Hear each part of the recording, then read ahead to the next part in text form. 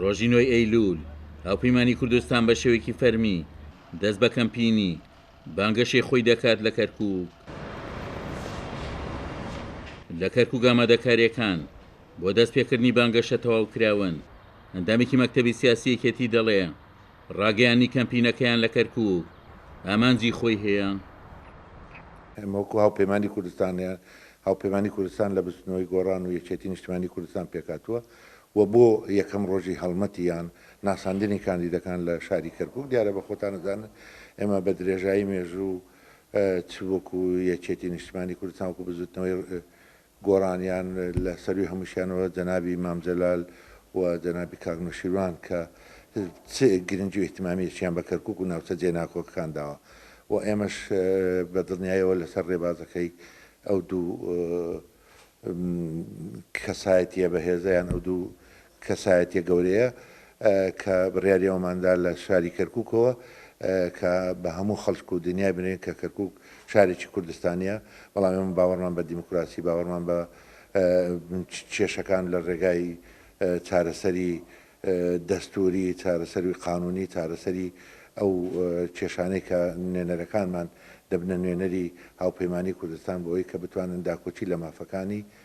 میلەتەکەمان بکەن و تایبەتی ناوچە کوردستانیەکانی دەرەوەی هەرێمی کوردستان. ئاسۆمامەندەندامی مەکتەبی سیاسی یەکێتی ڕاشی دەگەیەنێت وەکو هاوپەیمانی کوردستان بڕیاریان داوە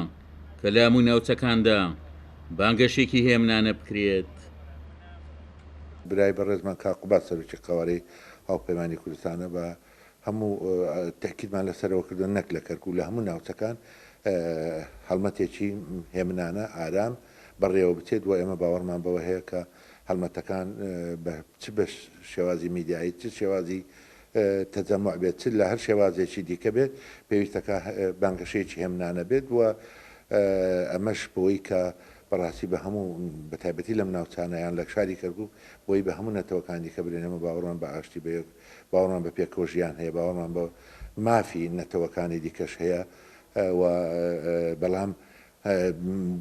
بە هیچ شێوەیەکی سازش لە مەسلەی کەرکووک ئەو ناوچانە ناکەین و تاکیدمان بۆەوەیە کە ئەم هاوپەیمانێشمان دروست کردووە کە هەموو توانای خۆمان بخەینەگەر چ ئەو کێشانەی پەیوەندی بە حکوومەتی هەرێمەوە هەیە چ ئەو کێشانەی بە حکوومەتی هەرێم و یان خەڵکی هەرێمی کوردستانیا ئەو خەڵکانەی کە ئەو کێشانەی کە ڕوبەڕووی نەکەرکووک سەرجەم ناوچە جێناکۆکان کە نوێنەرەکانمان داکۆچیان لێ بکەن. یەکێتی گۆڕان لە چوارچێوەی هاوپەیمانی کوردستاندا تایبەتمەندی بە ناوچە جێناکۆکان دەدەن. ڕاگەیانی فەرمی کەمپینی بانگەشەکەشیان لە کەرکووک هێمایە بۆ بایەخدانەی هاوپەیمانی کوردستان بەم شارە کوردستانیە. عومەر غەریب، کورسات نیوز،